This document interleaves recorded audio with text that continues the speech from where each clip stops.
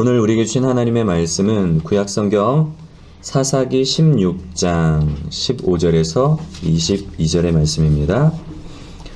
들릴라가 삼손에게 이르되 당신의 마음이 내게 있지 아니하면서 당신이 어찌 나를 사랑한다 하느냐. 당신이 이로써 3번이나 나를 희롱하고 당신의 큰 힘이 무엇으로 말미암아 생기는지를 내게 말하지 아니하였도다 하며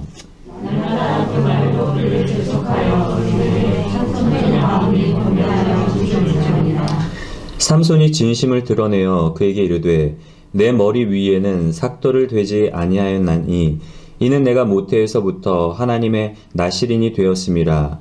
만일 내 머리가 밀리면 내 힘이 내게서 떠나고 나는 약해져서 다른 사람과 같으리라 하니라. 들릴라가 삼손이 진심을 다 알려주고 사람을 보내어 그런 사람들의 방백들을 불러 이르되 삼손이 내게 진심을 알려주었으니 이제 한 번만 올라오라 하니 그새 방백들이 손에 은을 가지고 그에게 내려 올라오라. 들릴라가 삼손에게 자기 무릎을 베고 자게 하고 사람을 불러 그의 머리털 7가닥을 밀고 괴롭게 하여 본즉 그의 힘이 없어졌더라. 들릴라가 이르되 삼손이여 그새 사람이 당신에게 들이닥쳤느니라. 삼손이 잠을 깨며 이르되 내가 전과 같이 나가서 몸을 떨치리라 하사 여호와께서 이미 자기를 떠나신 줄을 깨닫지 못하였더라. 블레셋 사람들이 그를 붙잡아 그의 눈을 빼고 끌고 가사에 내려가 놋줄로 매고 그에게 옥에서 맷돌을 돌리게 하였더라. 그의 머리털이 밀린 후에 다시 자라기 시작하니라. 아멘. 오늘은 이 말씀을 가지고 잃어버린 빛을 찾아서라는 말씀으로 은혜를 좀 나누려고 합니다. 여러분, 사사기에는 굉장히 많은 사사들이 등장을 하고 있는데요. 그 중에서도 우리 주일학교에서부터 우리가 어릴 때부터 신앙생활을 하셨던 분들은 아시겠지만 우리 주일학교에서도 자주 들었던 사사가 있습니다. 누굴까요? 오늘 주인공인 삼손인데요. 삼손은 다른 사사들뿐만 아니라 성경에 있는 어떤 인물보다도 굉장히 좀 특별한 사람이었어요. 왜냐하면 삼손은 이 출생부터 천사가 이 삼손의 출생에 대해서 이야기를 해줬는데요. 우리 사사기 13장 2절부터 8절의 말씀을 한번 같이 읽어보도록 하겠습니다. 사사기 13장 2절부터 8절입니다. 우리 스크린에 나와 있습니다. 한 목소리로 읽겠습니다. 시작. 소라 땅에 단 지파의 가족 중에 마노아라 이름하는 자가 있더라. 그의 아내가 임신하지 못함으로 출산하지 못하더니 여호와의 사자가 그 여인에게 나타나서 그에게 이르시되 내가 본래 임신하지 못함으로 출산하지 못하였으나 이제 임신하여 아들을 낳으리니 그러므로 너는 삼가 포도주와 독주를 마시지 말며 어떤 부정한 것도 먹지 말지니라. 보라, 내가 임신하여 아들을 낳으리니 그의 머리 위에 삭도를 내지 말라. 이 아이는 태어나서 나옴으로부터 하나님께 바쳐진 나실인이 됨이라. 그가 블레셋 사람의 손에서 이스라엘을 구원하기 시작하리라 하시니 이에 그 여인이 가서 그의 남편에게 말하여 이르되 하나님의 사람이 내게 오셨는데 그의 모습이 하나님의 사자의 용모 같아서 심히 두려움으로 어디서부터 왔는지를 내가 묻지 못하였고 그도 자기 이름을 내게 이르지 아니하였으며 그가 내게 이르기를 보라, 내가 임신하여 아들을 낳으리니 이제 포도주와 독주를 마시지 말며 부정한 것도 먹지 말라. 이 아이는 태에서부터 그가 죽는 날까지 하나님께 바쳐진 나실인이 됨이라 하더이다니라. 마노아가 여호와께 기도하여 이르되 주여 구하옵나니 주께서 보내셨던 하나님의 사람을 우리에게 다시 오게 하사 우리가 그 낳을 아이에게 어떻게 행할지를 우리에게 가르치게 하소서 하니. 아멘. 사사기 13장 2절부터 8절의 말씀처럼 삼손의 출생을 누가 가르쳐 주는가 하면 여호와의 사자가 와서 마노아의 아내에게 이야기를 해줍니다. 아이가 내가 임신하지 못했지만 임신할 터인데 이 아이는 특별한 아이라는 거죠. 나면서부터 하나님께 바쳐진 구별된 아이다 라고 그렇게 이야기를 해줍니다. 성경에 보면은 이런 우리가 이제 신학적인 용어로 이런 사건들을 뭐라고 이야기를 하는가 하면 수태고지라고 해요. 천사가 와서 아이의 태어남을 미리 알려주는 사건을 가리켜서 신학적인 용어로 수태고지라고 그렇게 이야기를 하는데 미리 와서 고지를 해준다는 거죠. 아이가 태어날 것을. 그런데 성경에 보면은 수태고지가 딱 3번이 나와요. 오늘 주인공인 삼손과 그리고 예수님도 그렇고 또 한 명 누굴까요? 세례 요한. 세례 요한은 구약 시대의 끝에 마지막 선지자예요. 그리고 예수님은 뭐 설명 안 드려도 잘 아시는 구원자 되시는 분이고, 여러분 세례 요한, 예수님, 그리고 삼손 이 3명에게만 수태고지가 나오는데 이것만 봐도 이 삼손이 얼마나 구별된 사람이고 얼마나 축복받은 사람이라는 걸 알 수가 있어요. 특별한 사람이에요. 그것뿐만 아니라 삼손은 태어나면서부터 나실인으로 하나님께 구별된 사람이에요. 이미 어미의 복 중에서부터 천사가 이야기를 하죠. 이 아이는 나실인으로서 하나님께 바쳐진 아이이기 때문에 독주도 마시지 말고 그 임신 기간 동안 정말 거룩하게 정결하게 살라는 거예요. 그리고 출생 후에는 머리에 삭도를 대지 말라고 그렇게 지시를 했는데요. 삭도를 대지 않은 긴 머리는 그가 하나님께 구별된 아이라는 것을 나타내주는 그런 징표였습니다. 그리고 마지막으로 천사가 뭐라고 얘기를 하는가 하면 삼손이 블레셋 사람의 손으로부터 이스라엘을 구원할 것이라고 그렇게 이야기를 해주었습니다. 여러분 자녀가 없었던 이 마노아의 아내에게 아이가 생긴다는 이 소식이 얼마나 기뻤겠어요. 오랫동안 아이를 갖지 못했던 사람이 아이를 갖게 되었을 때의 그 기쁨, 그 감사함. 근데 그것뿐만 아니라 이 아이가 어떤 아이라고요? 하나님께 특별히 구별됐을 뿐만 아니라 하나님께서 이 아이를 통해서 이스라엘 백성들을 블레셋 사람의 손으로부터 구원해 주시겠다는 거예요. 어머니로 봤을 때 저는 제가 만약에 그 자리에 있었다면 굉장히 좀 영광스러웠을 것 같아요. 야, 아이 없는 나에게, 무자한 나에게 아이를 주실 뿐만 아니라 하나님께서 이 아이에게 복을 주셔서 하나님의 특별한 사람으로 구별해 주시고 이 아이를 통해서 우리 백성들을 구원해 주신다니 이게 얼마나 감사한가. 그래서 아이의 이름을 뭐라고 지는가 하면 삼손이라고 져요. 삼손의 이름에는 어떤 의미가 있는가 하면 밝은 태양 혹은 태양의 아들이라는 의미가 있대요. 이 아이가 태어남으로 인해서 우리 이스라엘 백성, 블레셋 사람의 앞에 있는 이스라엘 백성들 가운데 하나님이 빛을 비춰주시겠구나. 우리의 가정 가운데도 빛을 비춰주신 것처럼 하나님께서 자식이 없는 우리 가정 가운데 이 귀한 생명을 선물로 주셔서 우리에게 정말 기쁨과 빛을 선사하신 것처럼 또한 이 아이로 말미암아 이스라엘 백성들에게 블레셋 사람으로부터 구원받는 이 빛을 비춰주시겠구나. 그런 의미에서 이 삼손의 이름을 밝은 태양 혹은 태양의 아들이라는 이름의 의미를 지어줬던 겁니다. 그리고 13장 24절과 25절의 말씀을 보면 우리 한번 읽어볼까요? 시작. 그 여인이 아들을 낳음에 그의 이름을 삼손이라 하니라. 그 아이가 자라매 여호와께서 그에게 복을 주시더니 소라와 에스더올 사이 마한에단에서 여호와의 영이 그를 움직이기 시작하셨더라. 아멘. 삼손은 출생부터 천사가 이 아이의 출생을 고지해 줬을 뿐만 아니라 그리고 나실인으로서 구별해 줬을 뿐만 아니라 25절의 말씀을 보면 여호와의 영이 그를 움직이기 시작하셨더라. 출생 이후에 성장 과정에서부터 하나님의 영이 삼손과 늘 함께 하셨어요. 하나님의 영으로 충만하게 채워주셨어요. 정말 큰 축복을 받고 누린 그런 인물인데요. 이렇게 출생부터 성장 과정에 걸쳐 특별한 하나님의 섭리 속에 있었던 삼손이 오늘 말씀을 보면 비참한 상황으로 전락하게 돼요. 빛의 아들, 이스라엘 백성들을 블레셋 사람의 손으로부터 구원할 그 막중한 사명을 하나님께서 어려서부터 구별해 주시고 놀라운 사명을 주신 이 삼손이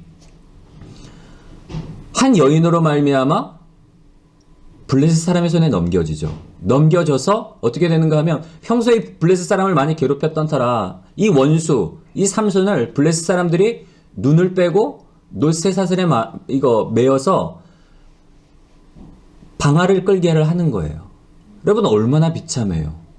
이렇게 축복받은 인생이었는데 원수 블레셋 사람들의 손에 조롱거리가 된 그런 상황이 바로 이 오늘 말씀인데요.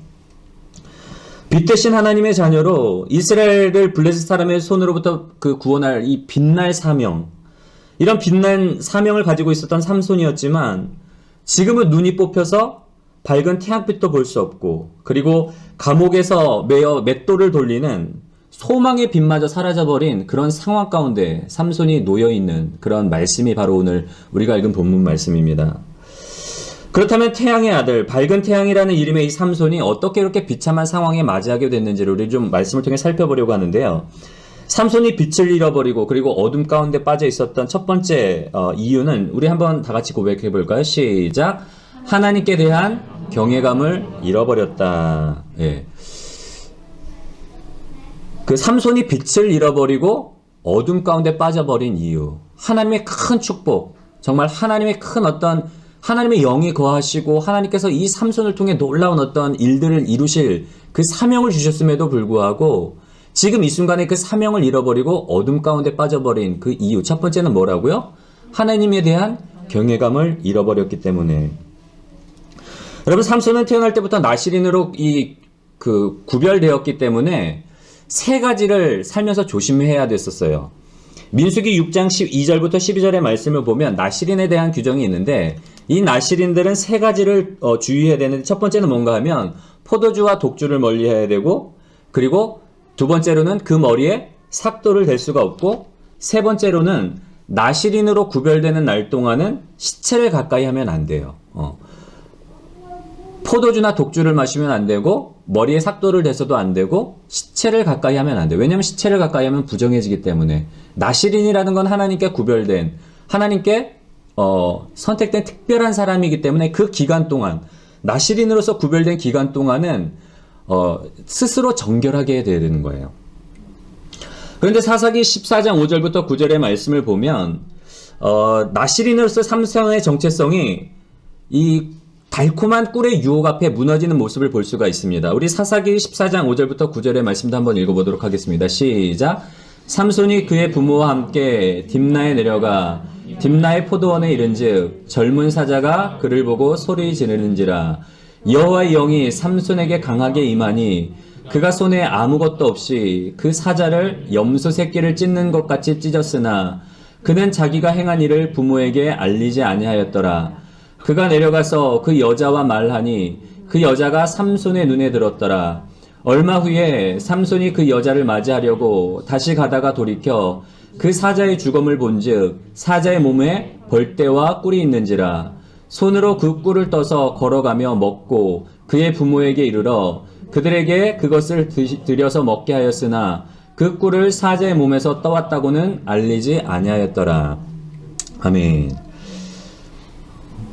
여러분, 이 말씀은 어떤 말씀인가 하면 이 배경을 잠깐 살펴보면 삼손이 블레셋 여인 중에 어떤 여인을 보고 이제 마음이 뺏겨버린 거예요. 그래서 이 여인을 아내로 맞으려고 딥나로 내려가는 중간에 이 사자를 맞닥뜨리게 되는 거죠. 근데 그 순간 여호와의 영이 임해서 그냥 맨손으로 사자를 찢어 죽여요, 삼손이. 그리고 이제 그런 사건이 있은 후에 내려가서 여자를 보고 마음에 들어서 이제 이 아내를 삼으려고 부모에게 얘기를 하려고 이제 다시 돌아오는데 돌이켜서 이제 집에 가다 본즉 죽은 사자의 몸에서 뭐가 있었던 거죠? 꿀이 있었던 거예요. 이게 굉장히 신기하죠. 어떻게 죽은 사자의 몸에서 꿀이 생길 수 있을지. 그게 신기한데 삼손이 그 죽은 시체에 가서 그 꿀을 떠다가 먹고 그것을 가져다가 또 이제 자기 부모에게 주는 그런 말씀이에요. 여러분, 삼손은 뭐라 그랬죠? 나실인이잖아요. 나실인의 규정 세 가지를 주의해야 되는데 첫 번째는 뭐라 그랬죠? 포도주나 독주를 마셔서는 안 되고 머리에 삭도를 대서도 안 되고 그리고 시체를 가까이 하면 안 되잖아요. 근데 삼손은 어떠죠? 딥나에서 찢어 죽인 이 사자의 시체 속에 꿀이 있는 걸 보고 그 꿀을 떠먹어요. 그 얘기는 뭐예요? 사자와 접촉을 한 거죠. 사자를 만진 거란 말이에요. 하나님께서 이 딥나로 내려가는 과정 중간에 이 사자 사건을 주신 이유가 뭘까요, 여러분? 삼손으로 하여금 깨닫게 하기 위해서. 삼손은 어떤 사명을 가지고 있었죠? 이스라엘을 블레셋 사람의 손으로부터 구원해내야 될 그런 사명을 하나님께로 받았어요. 하나님께서 삼손이 태어나기 전부터 나실인으로 구별해서 이스라엘을 그 블레셋 사람의 손으로부터 구원해주기 위해서 삼손을 세우셨단 말이에요. 그런데 삼손은 그 사명을 망각하고 블레셋 여인을 아내로 맞으러 가는 거예요. 하나님의 말씀이 아닌 하나님의 사명이 아닌 자기 육체의 어떤 정욕을 따라서 가는 중간에 있었단 말이에요. 하나님께서 그 사실을 깨닫게 하는 거예요. 죽은 사자가 나타나서 찢어 죽이고, 그리고 그 시체에 손을 대는, 부정한 시체에 손을 대는 삼손의 모습을 깨닫게 해주시려고 이 사건을 마련해 놓으셨단 말이에요.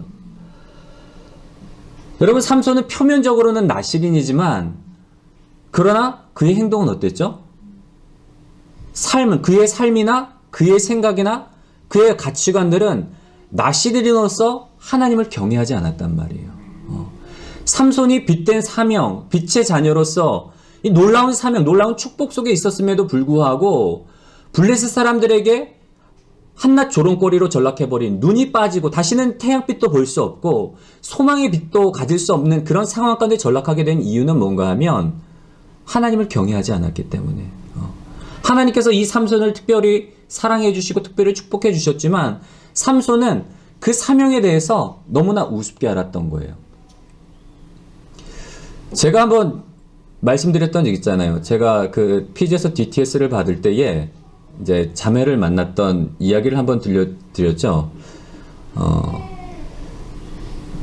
제가 이제 결혼 전에 배우자에 대한 어떤 조건으로, 이거 참 방송 나간대. 조심해야 되는데.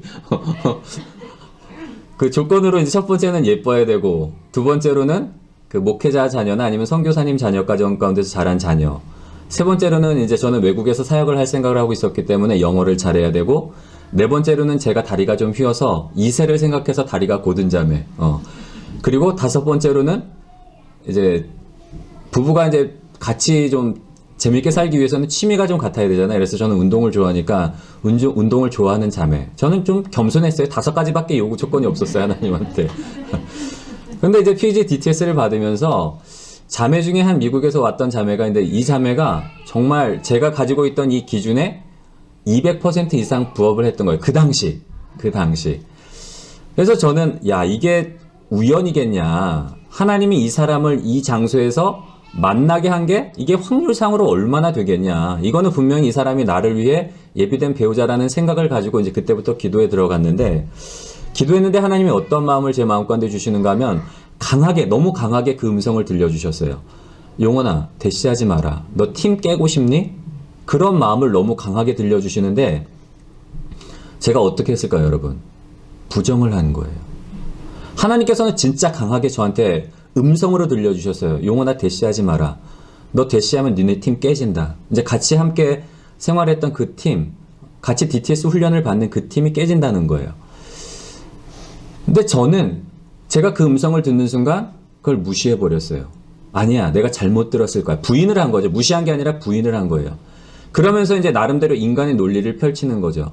내가 이 사람을 여기서 만날 확률이 얼마나 되겠어. 아니야, 저 사람 나름대로 상처를 갖고 있는데 내가 저 사람의 상처를 하나님의 사랑으로서 내가 치유해줘야지, 내가 감싸줘야지. 그러면서 하나님의 음성을 내가 무시를 했던 거예요. 내가 잘못 들었을 거야. 그렇게 이제 몰고 가는 거죠. 근데 결과는 어떻게 됐을까요, 여러분? 서로 상처받고 찢어졌을 뿐만 아니라 팀도 이제 그런 어떤 갈등이 좀 있었어요. 좀 힘든 상황이 있었어요. 제가 이제 그 사건을 통해서 그때 깨달은 건 뭔가 하면, 저는 한 번도 하나님을 사랑하지 않았던 적이 없었어요. 그 순간에도 사랑을 했었어요. 근데 저한테 있어서 뭐가 문제였을까요, 여러분? 하나님을 경외함이 없었던 거예요. 내가 하나님을 경외했다면 하나님께서 하신 말씀에 대해서 지켜야 되는데, 어떤 제 욕심인 거죠. 내가 지금 이 사람을 여기서 놓쳐버리면 이 사람보다 더 좋은 사람을 만나지 못할 것 같다라는 그런 마음 때문에 하나님의 말씀도 제가 무시를 해버린 거예요. 경외함이 없었던 거죠. 이 사람 지금 놓치면 이런 사람을 내가 어디서 잡겠어. 내가 이제껏 살아오면서 이 사람보다 더 좋은 사람을 만났던 적이 없는데, 하나님을 믿지 못한 거예요. 하나님을 신뢰하지 못한 거예요. 그래서 하나님이 분명히 말씀하셨음에도 불구하고 내가 그 말씀을 따르지 못하고 내 욕심을 쫓아가는 거죠. 여러분, 삼손이 그래요. 오늘 삼손도 동일한 거예요. 하나님의 분명히 사명을 주셨음에도 불구하고 그 사명을 따르지 아니하고 자기의 욕심을 따라가는 거예요. 자기의 정욕을 따라갔단 말이에요. 그래서 이 빛을 잃어버리고 하나님이 그 빛 대신 하나님을 잃어버리고 블레셋 사람의 손에 조롱거리로 전락하는 어둠 가운데 빠질 수밖에 없었다는 것. 우리가 좀 기억했으면 좋겠고요. 두 번째로는 삼손이 빛을 잃어버리고 어둠 가운데 빠져버린 두 번째 이유, 우리 한번 고백해 볼까요? 시작. 하나님께서 주신 사명을 잃어버렸다. 예. 첫 번째로는 하나님에 대한 어떤 경외함을 잃어버렸기 때문에 이런 빛된 사명을 잃어버리고 어둠 가운데로 전락하게 된 것이고, 두 번째로는 하나님께서 주신 사명을 잃어버린 거예요. 아까도 말씀드렸잖아요. 삼손에게 있어서는 하나님께서 삼손을 통해서 이스라엘 백성들을 블레셋 사람의 손으로부터 구원해 주리라는 분명한 사명이 있었어요. 천사가 태어날 때부터 이 사실을 고지해 줬기 때문에 아마 이 삼손의 어머니는 어릴 때부터 이 삼손에게 대해서 그 이름의 의미와 더불어서 너는 나시린으로 구별됐고 너는 이러한 사명을 가지고 있다. 수백 번, 수천 번 들었을 거란 말이에요. 삼손이 모를 리가 없어요. 그럼에도 불구하고 삼손이 이 블레셋 여인을 아내로 맞이하였던 이유가 뭐였을까요, 여러분? 합리화예요. 제가 그 자매를 분명히 하나님께서는 대시하지 마라. 그 자매는 아니다. 내가 예비한 배우자가 아니다라는 분명한 말씀을 주셨음에도 불구하고 제가 그 자매를에게 대시할 때 합리화를 했단 말이에요. 이 자매를 여기서 만나게 된 게 이게 확률상으로 얼마나 되겠어. 그리고 이 자매를 여기서 만나게 한 건 하나님의 뜻일 거야. 내가 이 자매에 있는 그 상처를 내가 받은 그 은혜, 하나님께서 내게 주신 사랑으로 치료해 줘야지. 나름대로 합리화를 했어요. 여러분, 삼손도 마찬가지예요. 삼손이 여인에게 끌린 건 뭔가 하면 보니까 아름답고 보니까 그 이스라엘 여인들보다 이 여인들과는 다른 뭔가 어떤 성적인 매력이 있는 거예요. 이야기를 해보니까 이야기도 잘 되고 통해요. 그러니까 이 여인이 너무 좋으니까 하나님의 사명은 제껴두고 합리화를 하는 거겠죠. 내가 이 여인을 아내로 맞음으로 인해서 저 블레셋 사람들과 또 잘 친목하게 화목하게 지내서 저 사람들과 또 이스라엘을 또 화목하게 지내는 게 내 사명이겠지. 나름대로 그렇게 합리화했을 거란 말이에요. 근데 여러분, 우리가 주의해야 될 건 뭔가 하면 제일 무서운 적이 바로 이 합리화인 것 같아요. 분명히 하나님께서는 우리 각자의 삶 가운데 요구하시는 바가 있단 말이에요. 그걸 우리가 알고 있어요. 우리가 모르지를 않아요. 저도 알고 있었지만 제 사명이 무엇이고 하나님이 기뻐하시는 뜻이 무엇인지 알고 있었지만 뭐 때문에 제가 합리화를 시켰다고요? 내 욕심 때문에. 이 사람 여기서 놓치면 이 사람보다 더 좋은 사람을 내가 어디서 만나지 못할 것 같은데 그걸 못 놓겠더라고요. 근데 우리 안에는 그런 마음들이 있는 거예요. 분명히 하나님께서는 어떤 일들에 대해서 우리가 기도하는 부분들에 대해서 뭐 그게 학교일 수도 있고 어떤 결혼을 안 한 우리 자매들 같은 경우에는 어떤 배우자, 만나고 교제하고 있는 사람일 수도 있고 우리 또 사업을 하고 있는 지수 형제 같은 경우에는 어떤 계약 문제일 수도 있고 다 나름대로 어떤 것들이 있어요. 그런데 하나님께서 우리가 기도하다 보면 하나님이 분명한 마음을 주시는데도 불구하고 내려놓지를 못하는 거예요. 우리의 욕심으로 인해서.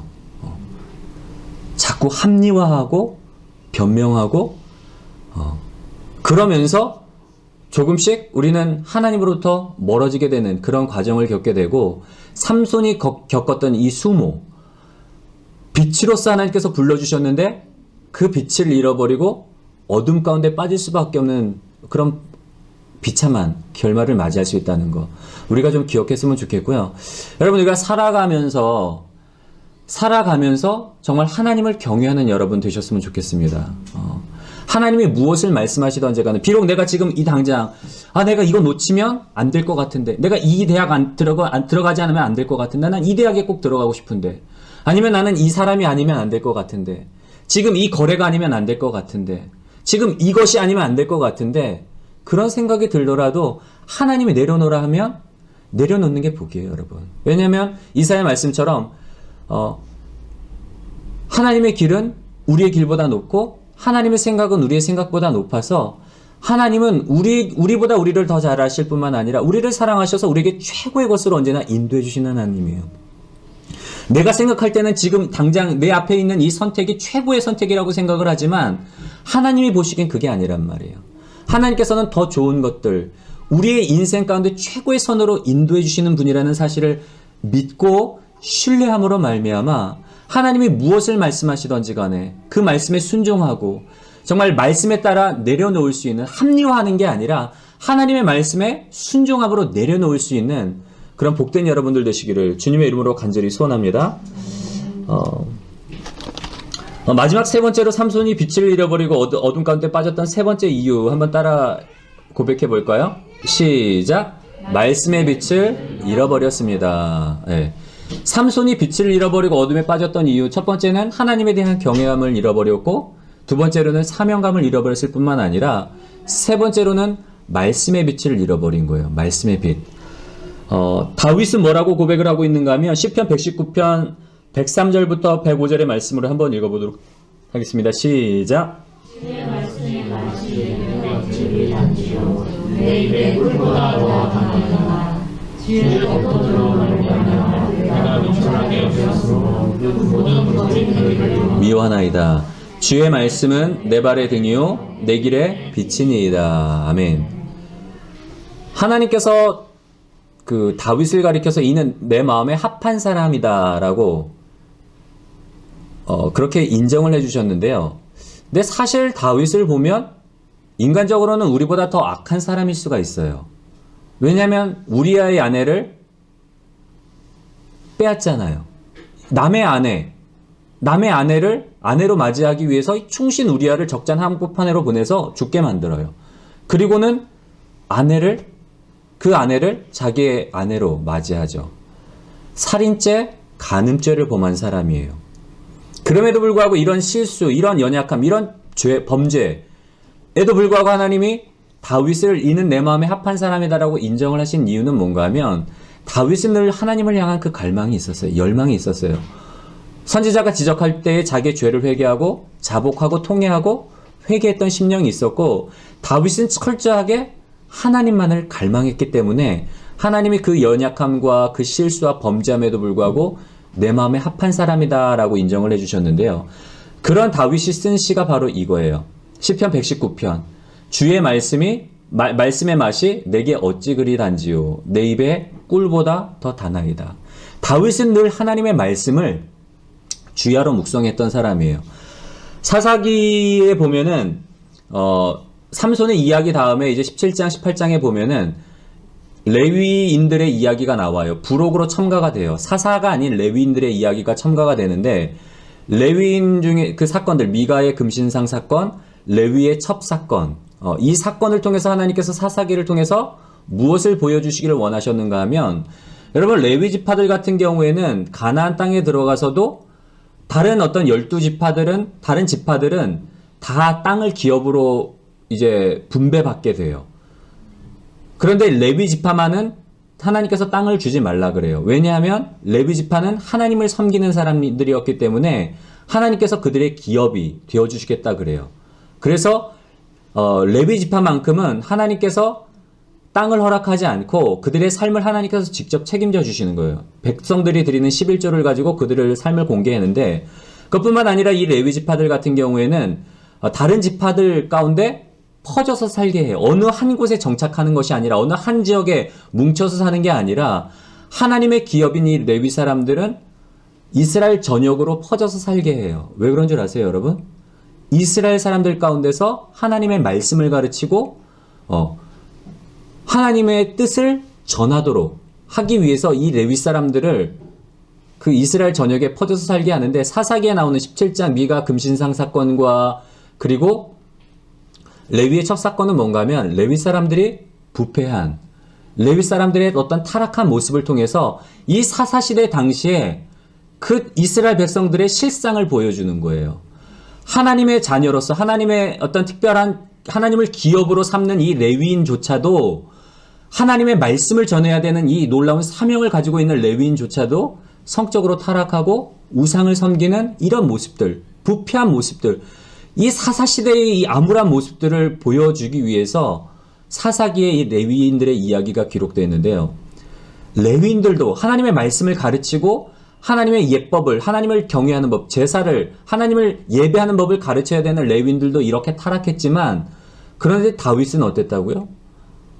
다윗은 하나님의 말씀을, 특별히 이 시편 119편 같은 경우에는 이 토라시라고도 하는데, 하나님의 언약에 대해서 묵상했기 때문에 이런 시들, 시편이 150편인데 그 중에 73편을 여러분 다윗이 기록했습니다.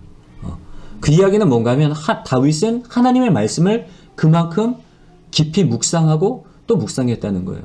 시편 1편에 나오는 것처럼 복 있는 사람은 악인의 길을 쫓지 아니하고 오만한 자의 자리에 앉지 아니하고 오직 여호와의 율법을 즐거워하며 그 율법을 주야로 묵상하는 자로다. 저는 시냇가에 심기운 나무같이 시절을 쫓아 항상 푸르름을 자랑한대요. 시편 1편의 전체의 주제가 바로 이 시편 1편에 나와 있는데,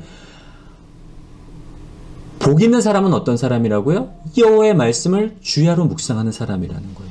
하나님의 말씀. 다윗은 이 하나님의 말씀을 자기의 어떤 입의 꿀처럼 그렇게 여겼는데, 근데 삼손은 어땠다고요? 하나님의 말씀을 잃어버린 거예요. 나실인으로서 사자 시체에 꿀이 있더라도 그것에 손을 대서는 안 됐는데, 삼손 같은 경우에는 육체의 정욕에 끌려서 나실인이고 뭐고 하나님이 뭘 원하든지 뭐 무시하고 그냥 육체의 어떤 쾌락을 위해서 시체를 만지고 꿀을 떠서 먹는 거예요. 하나님께서 그 모습을 삼손에게 보여주셨던 거예요.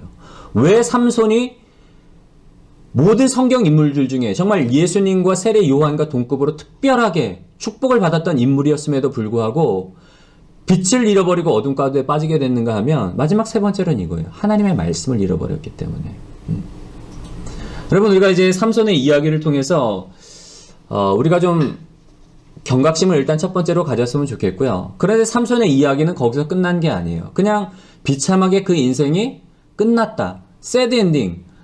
비참하게 마무리되는 게 아니라 말씀에 보면은 22절의 말씀 한번 볼까요? 우리 함께 읽겠습니다. 시작.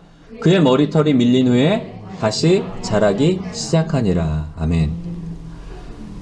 삼손이 비록 그 놀라운 어떤 그 빛됨, 어떤 그 영광스러운 이 사명과 영광스러운 축복이 있었음에도 불구하고 비참한 어떤 신세로 전락했지만, 하나님을 경외하지 않음으로 인해서, 그리고 사명을 망각함으로 인해서, 말씀을 잃어버림으로 인해서 이 정말 보지도 못하고 눈으로 육체적인 빛도 잃어버리고 소망의 빛마저도 잃어버린 그런 삼손에게 다시금 하나님의 은혜가 찾아온 거예요. 그의 머리털이 밀린 후에 다시 자라기 시작하니라.